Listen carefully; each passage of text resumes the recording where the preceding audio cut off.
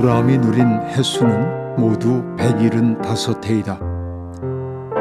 아브라함은 자기가 받은 목숨대로 다 살고 아주 늙은 나이에 기운이 다하여서 숨을 거두고 세상을 떠나 조상들이 간 길로 갔다. 그의 아들 이삭과 이스마엘이 그를 막벨라 굴에 안장하였다. 그 굴은 마므레 근처 햇사람 소할의 아들 에브론의 밭에 있다. 그 밭은 아브라함이 햇사람에게서 산 것이다. 바로 그곳에서 아브라함은 그의 아내 사라와 합장되었다. 아브라함이 죽은 뒤에 하나님은 이삭에게 복을 주셨다.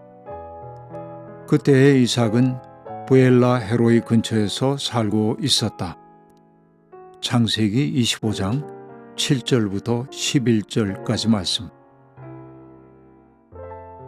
인생을 나그네 길이라 말하는 것은 아주 해묵은 상투적인 표현이기도 합니다.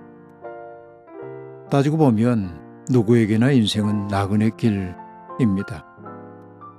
선택한 바는 없으나 살라고 명받아 살고, 그리고 때가 되면 그분께서 숨을 거둬가심으로 우리는 속절없이 세상을 떠나가야 합니다.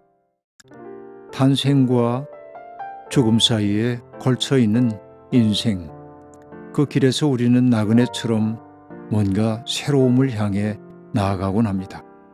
아브라함의 삶도 그랬습니다. 갈대아 우르를 떠나 하란으로, 하란에서 세겜으로, 세겜에서 베델로, 베델에서 네겝으로, 네겝에서 애굽으로, 애굽에서 헤브론으로, 헤브론에서 그랄로, 그랄에서 보엘사바로. 그의 삶은 끊임없는 떠남의 연속이었습니다. 떠난다고 하는 것, 그것은 익숙한 세계와 자꾸만 결별함을 의미합니다. 익숙한 세계를 결별하는 순간 그는 취약한 존재가 되는 것이고, 취약한 존재이기에 그 땅에 터잡고 사는 사람들과 좋은 관계를 유지하기 위해 마음 써야 합니다. 바로 이것이 복의 매개자로 살아야 했던 그의 운명을 보여주고 있습니다. 아브라함의 인생, 조금은 용감했고 조금은 비겁하기도 했습니다. 떠남에 있어서 용감했습니다. 그러나 위험에 닥쳐왔을 때 그는 조금 비겁하게 처신하기도 했습니다. 자기 아내 사라를 노이라 속인 적도 있고, 또 하갈과 이스마엘을 자기 집에서 내쫓는 일을 가만히 눈 감아 주기도 했습니다. 이렇게 모든 사람들의 삶에는 양면성이 있습니다. 부족함이 많은 존재라고 하는 말이죠. 그러나 아브라함은 언제나 하나님에 대한 경외심을 품고 살았습니다. 100세에 아들 이삭이 태어났고, 그리고 그렇게 태어난 아들을 하나님은 번제로 바치라고 명령했고, 그 명령을 받은 아브라함은 번민했지만은 그를 번제로 바치려고 하기도 했습니다. 그의 그와 같은 행위를 하나님은 믿음으로 보셨다고 성경이 말합니다.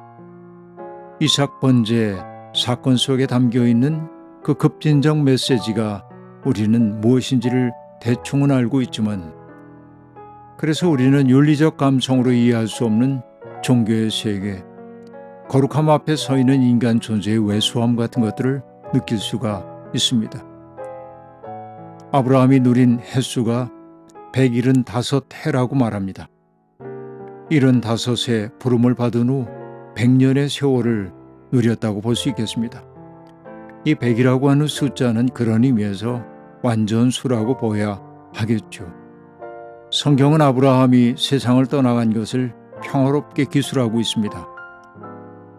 아브라함은 자기가 받은 목숨대로 다 살고 아주 늙은 나이에 기운이 다하여서 숨을 거두고 세상을 떠나 조상들이 간 길로 갔다.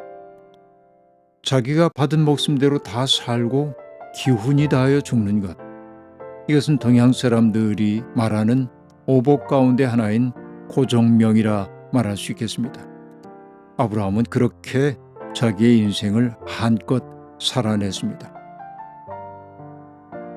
아브라함이 세상을 떠나자 아들인 이삭과 이스마엘이 함께 그를 막벨라 굴에 안장했다고 말합니다. 우리는 여기에서 놀라운 표현을 보게 되죠.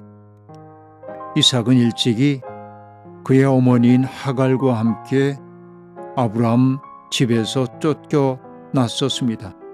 창세기 21장이 그들이 쫓겨났을 때의 그 비통에 뜬 장면을 우리에게 보여주고 있습니다. 하갈도 피울음을 울었고 이스마엘도 어찌할 바를 몰라 통곡했습니다.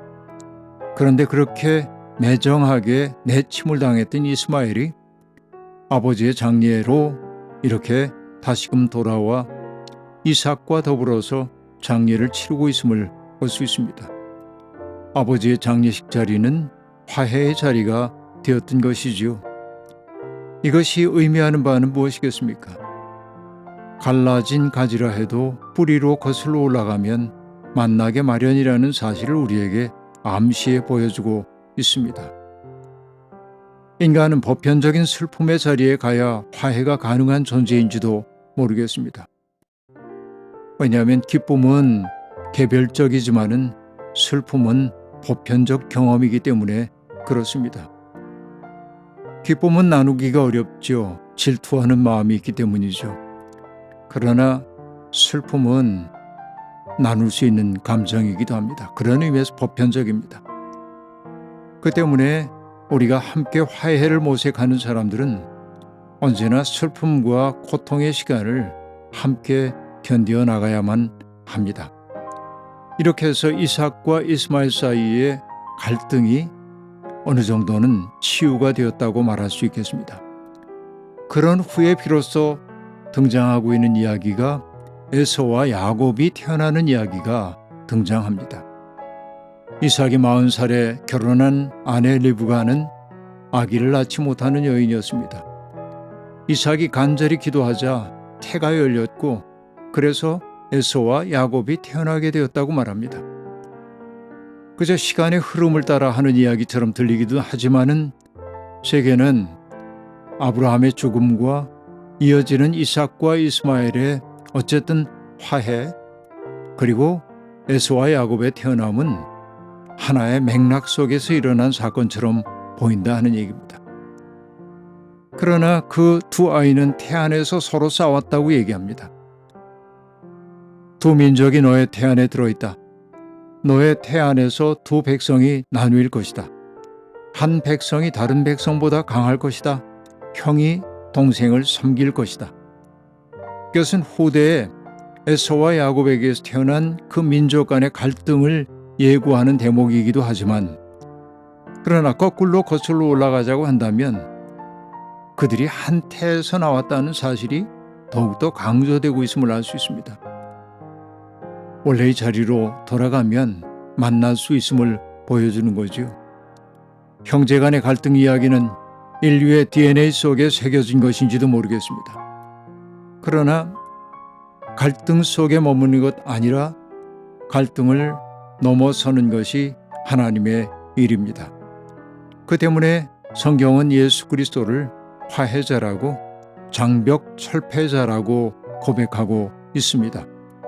우리가 정녕 하나님을 믿는 사람이라고 한다면, 예수님을 믿는 사람이라고 한다면 오늘 누군가와 불화하게 된 그 현실에만 매달릴 게 아니라 근원적인 슬픔의 자리에서 우리가 손을 잡을 수 있는 사람임을 그렇게 느끼고 고백할 수 있어야 하겠습니다.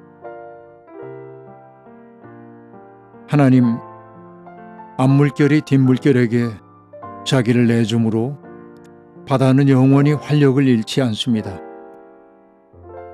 밤이 지나가면 아침이 오고 겨울이 지나가면 봄이 오듯 우리의 삶은 그러한 리듬 속에서 이어집니다. 태어남이 있고 죽음이 있습니다. 심을 때가 있고 거둘 때가 있습니다. 우리에게 주어진 시간을 잘 분별하며 살게 해주십시오. 다투고 질투하고 미워하며 살기보다는 사랑하고 이해하고 화해하며 살아갈 용기를 주십시오. 세상이 몹시 소란스럽습니다. 서로를 향해 발화된 날선 말들이 사람들의 가슴을 멍들게 합니다. 하나님 이런 현실을 보시며 얼마나 마음 아프십니까? 이제는 장벽을 세우는 사람이 아니라 사랑으로 장벽을 허무는 사람이 되고 싶습니다. 연약한 우리를 굳게 붙들어 주십시오. 아멘.